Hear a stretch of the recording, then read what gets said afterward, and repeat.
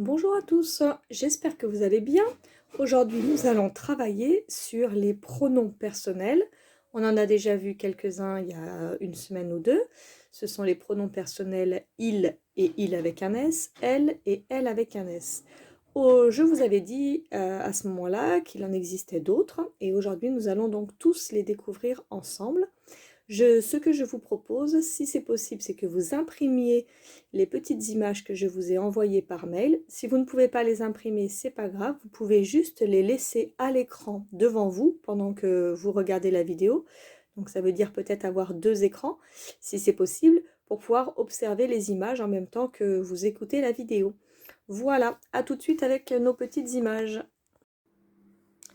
Alors, donc si tu as pu imprimer les étiquettes des pronoms personnels, tu as reconnu ceux que nous avions déjà vus la semaine dernière ou il y a 2 semaines. Donc, c'est-à-dire le il et le elle du singulier, le il et le elle du pluriel, si on veut les remettre correctement. Voilà, du pluriel parce qu'il y a un S, c'est donc plusieurs personnes. Celles-ci, on les connaît maintenant. On va se concentrer sur les 4 autres pronoms personnels que l'on découvre aujourd'hui, c'est-à-dire le je, le vous, le tu et le nous. Pour voir si tu les connais déjà, je vais te demander de réfléchir avec quelles étiquettes de dessin tu vas pouvoir les mettre. C'est-à-dire que pour chaque dessin que tu as sur ta feuille, correspond un pronom personnel. Il y a donc 8 pronoms personnels et 8 dessins. J'aimerais que tu réfléchisses à quel mot, quel pronom personnel on peut mettre avec quelle image et que tu les mettes donc par paire, donc 2 par 2. Si tu n'as pas pu les imprimer et que tu travailles sur ton écran d'ordinateur, c'est pareil, tu réfléchis avec tes yeux. Quand tu vois une image, tu réfléchis à quel mot ça correspond. Voilà, tu mets pause et on se retrouve pour la réponse juste après. Commençons par ceux que l'on connaît déjà. Ici, j'ai mis le dessin qui correspond au pronom personnel il. Il, c'est quelqu'un qui est loin de nous. C'est pour ça que le personnage est plus petit, c'est parce qu'il est loin de nous. C'est quelqu'un à qui on ne peut pas parler parce qu'il est trop loin. Donc, on parle de lui en utilisant le pronom il. D'accord ? Il est arrivé en retard, mais je ne m'adresse pas à cette personne-là, je m'adresse à quelqu'un d'autre et je parle de lui. C'est pour ça que je le pointe du doigt, d'accord? C'est parce qu'il est loin et donc je ne peux pas m'adresser à lui. Donc c'est il et c'est un garçon qui est tout seul. Ok? Celui-ci, c'est bon, on l'avait déjà vu. Ici, j'ai le il, mais cette fois-ci au pluriel, parce que on montre plusieurs personnes et tu sais que même s'il y a une fille et un garçon, c'est toujours le garçon qui va l'emporter en grammaire.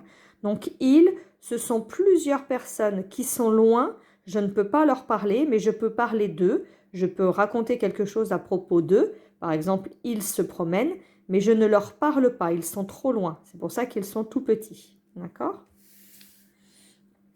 Ici, j'ai le pronom personnel elle qui parle d'une personne, une femme, d'accord, ou du féminin. Si jamais on parle d'un objet, on pourrait très bien dire la voiture.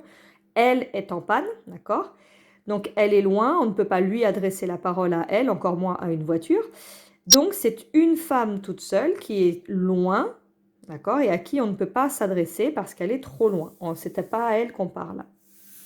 Et enfin, le elle avec un S, ce sont plusieurs filles qui elles aussi sont un petit peu loin. En plus, elles ne nous regardent pas, donc on n'est pas en train de s'adresser à elles, d'accord? On parle à quelqu'un d'autre et on parle des filles en disant elles avec un S, d'accord? On parle d'elles, mais on ne leur parle pas à elles.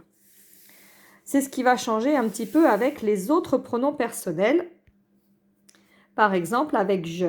Je, on voit bien le doigt qui est pointé sur l'enfant lui-même. Donc là, il parle de lui.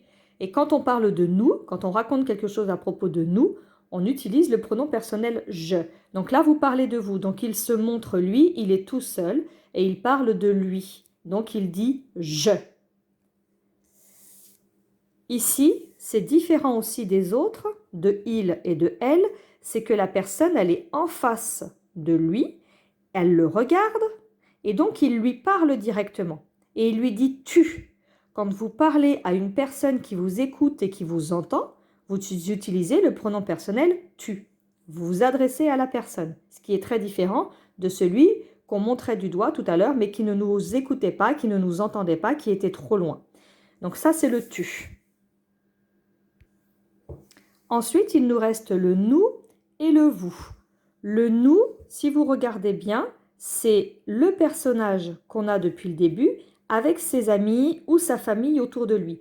Donc il est là, il est dans le groupe, mais il ne dit plus je parce qu'il n'est plus tout seul, il dit nous parce qu'il est avec du monde, d'accord? Mais dans le nous, il y a le je. Attention, ça c'est un petit peu compliqué à comprendre. C'est-à-dire que quand on utilise le pronom nous, ça veut dire qu'on est dedans. Ça veut dire qu'on parle de nous, de moi plus de quelqu'un d'autre. Ok?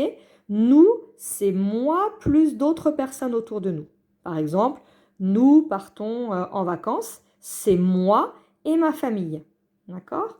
Donc ça, c'est le nous.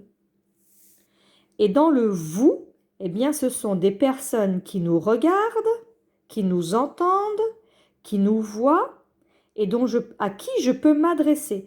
Là, le personnage est en train de s'adresser à ces personnes-là et comme elles sont plusieurs, elles leur disent, vous venez avec moi. Vous êtes en retard. D'accord? Donc là, on parle à la personne, elle nous écoute, elle nous entend et on lui parle. On parle à plusieurs personnes. On peut aussi utiliser le vous quand on vous voit quelqu'un, mais vous n'en aurez pas besoin dans vos exercices. Donc vous, c'est plusieurs personnes qui nous écoutent, qui nous entendent et qui nous voient, à qui l'on s'adresse. Avec ces images, je vais te demander maintenant de réfléchir à ceux que l'on pourrait mettre ensemble, à essayer de faire des familles. Tu te souviens, faire des familles, ça permet de réfléchir et de mieux comprendre comment les choses ont été faites, fabriquées en grammaire. Donc essaye de voir, soit avec les mots, soit avec les images, quelles sont celles que l'on pourrait mettre en famille ensemble. Tu mets pause et ensuite je te montre, moi, ce que je te propose comme tri et comme famille. Alors moi j'ai choisi les images, mais je te montrerai la même chose après avec les étiquettes. Alors ici j'ai choisi de mettre ces quatre-là ensemble et je vais t'expliquer pourquoi.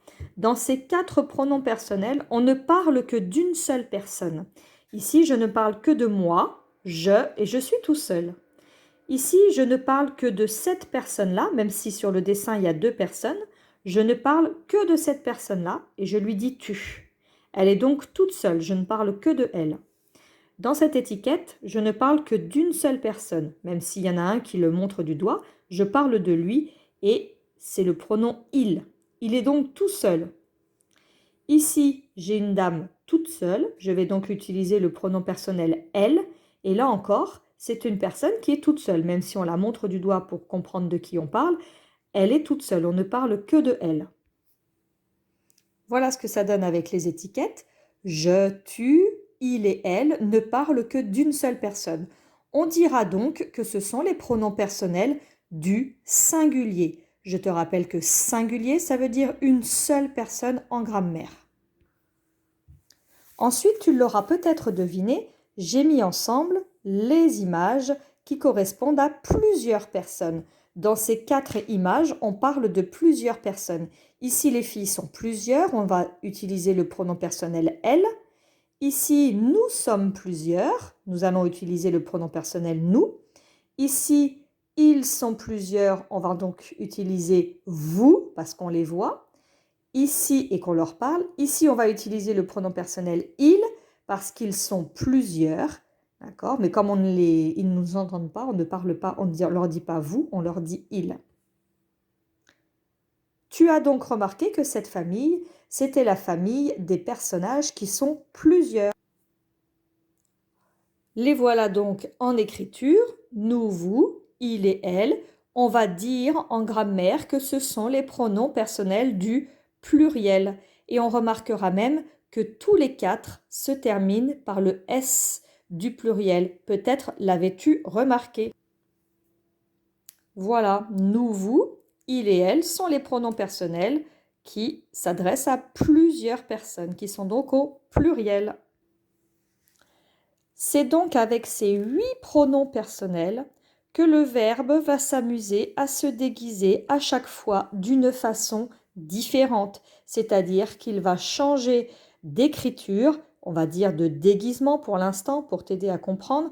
Il va changer d'écriture à chaque fois que le pronom personnel change. Sauf, tu verras, pour il et pour elle, qui ont le même déguisement, et pour il et pour elle au pluriel, qui ont le même déguisement. C'est pour ça qu'on les met sur la même ligne. Et là, je te les ai rangés dans l'ordre.